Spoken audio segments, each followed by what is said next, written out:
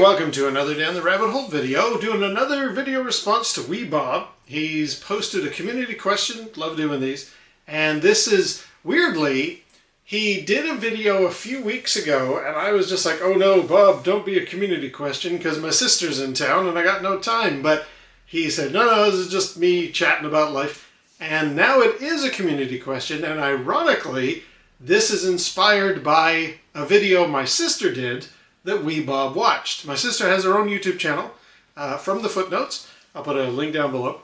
And Wee Bob mentioned there was a book review that my sister had done on Project Hail Mary, and he really loves that book. It's like one of his favorites. And it just inspired Wee Bob, link below to his video, to make this community question of 5 examples or your top 5 favorite examples of like solitude, isolation, echo of silence, being out there alone type of stories, movies, video games, TV shows.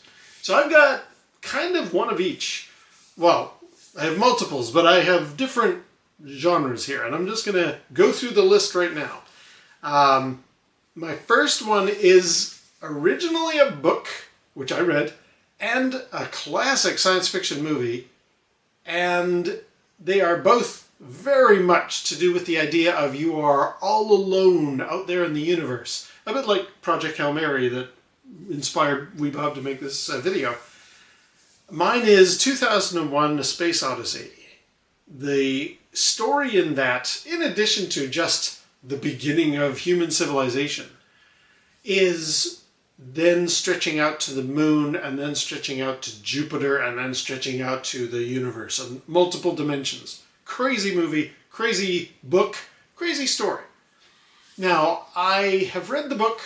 I'm gonna lean toward the film version because, you know, as my top one, as one of my choices for the best isolation vibes that you're going for, because through the movie, like in the book, you've got Arthur C. Clarke telling you everything that's going on. And in the movie, Stanley Kubrick is like, nope, I'm not helping out the audience. Here's this crazy, dark, vast expanse. And you are as alone as an audience member as the characters in the story. And I don't even mean the later part where Dave Bowman turns off HAL 9000 and he goes off into this other thing. That's kind of the pinnacle. But even like our characters on the moon who go to the Tycho crater, they are weirdly, in the movie adaptation, they are weirdly like distant characters and kind of aloof and very official members of the government and stuff. And it's a strange vibe. So the whole movie is very, you are alone in the universe. And definitely by the end of it, Dave turns off HAL 9000, spoiler if you haven't ever seen the movie before, and he is the only guy, the only astronaut, as the Discovery approaches Jupiter. Like, you are as far away from another human being as you can possibly get in that scenario.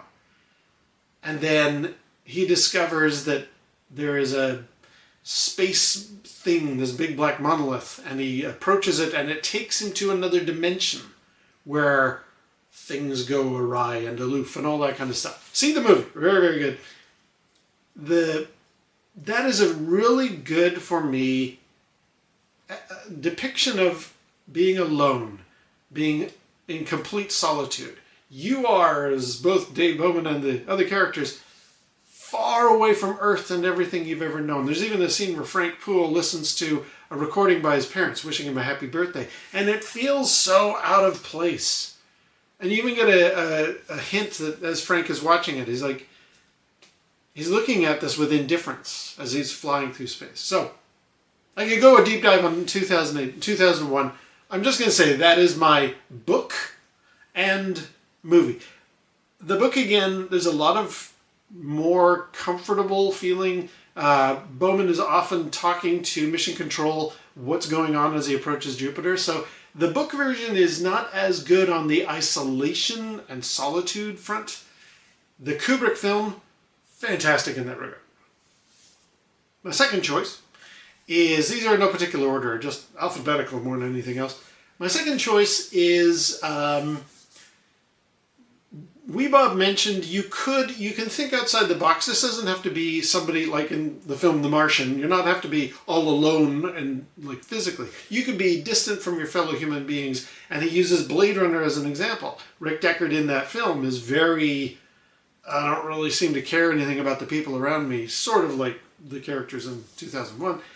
So Blade Runner kind of works, but I think I'm going to go with the other very good Ridley Scott film of Alien, because you've got 7 characters initially, but they all get bumped off slowly, and they're not the best of friends, and even when there's still a bunch of them on board the ship, before the alien has killed them all, again, spoiler, you've got bits where Brett has to go and find the cat who's run down in the 3rd floor, and it's these huge cavernous areas, and it's dark, and there's chains rattling, and it's spooky. And it's got that isolation feeling. Imagine Alien isolation. It also has, as the movie progresses, everybody gets killed except for Ripley, spoiler, and she is now deciding to destroy the Nostromo so that she is distant and kept away from this alien.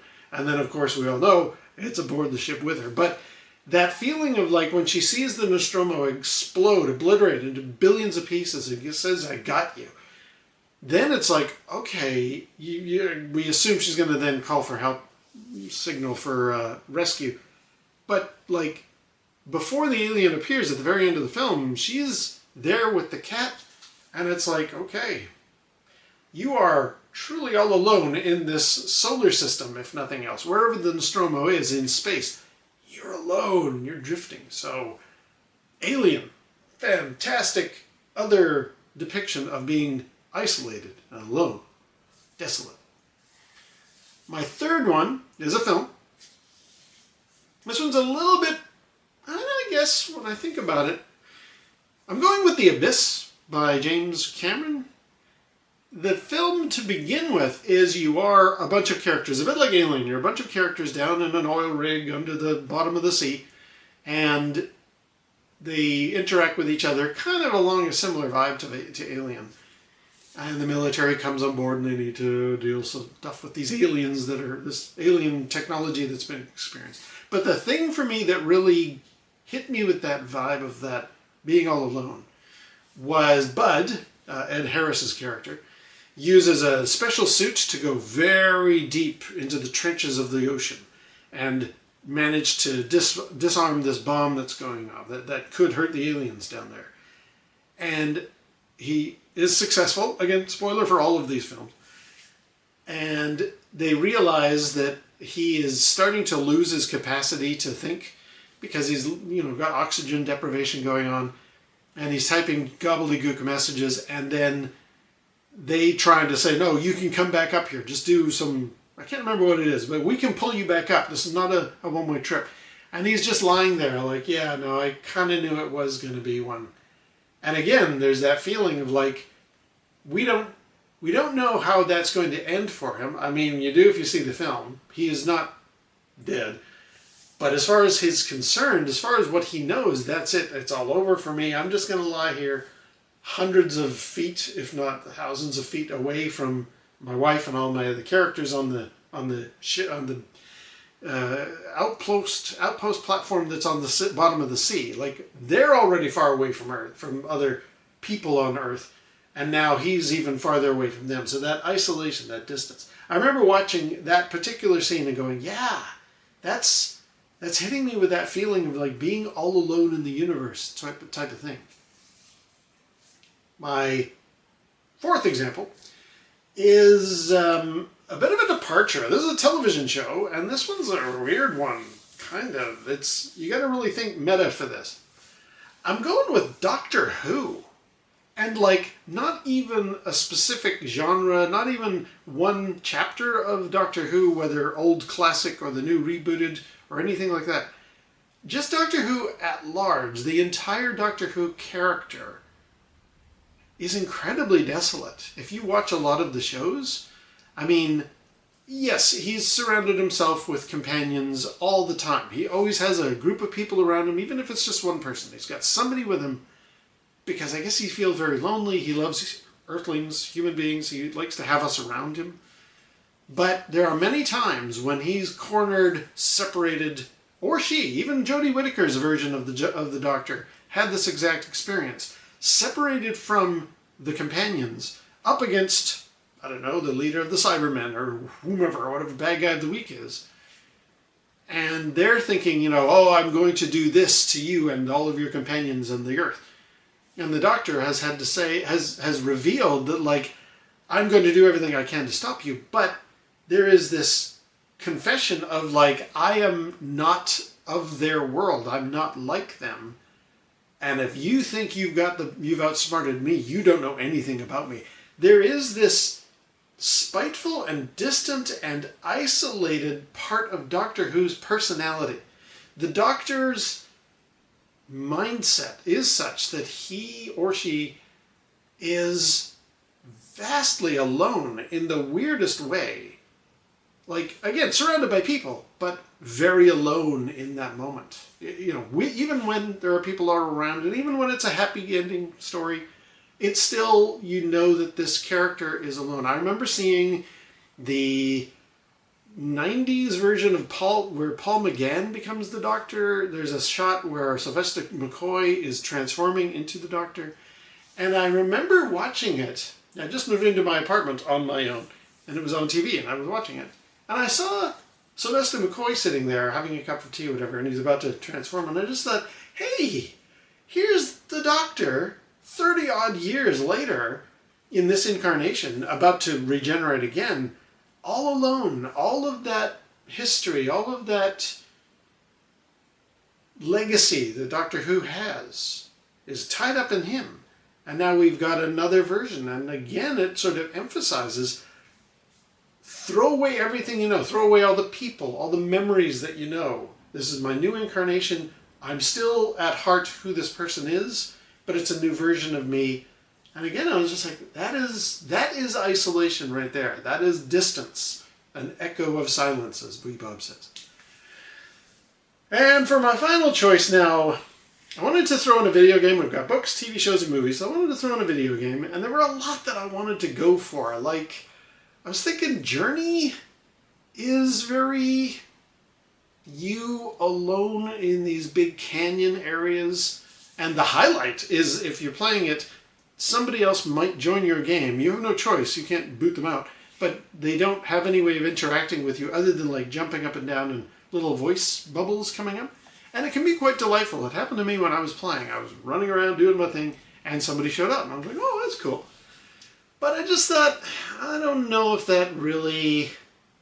You are kind of alone, but it didn't quite work for me. So I thought, okay, well, what's another? Fallout. Fallout 3 is the one that I've played a lot of.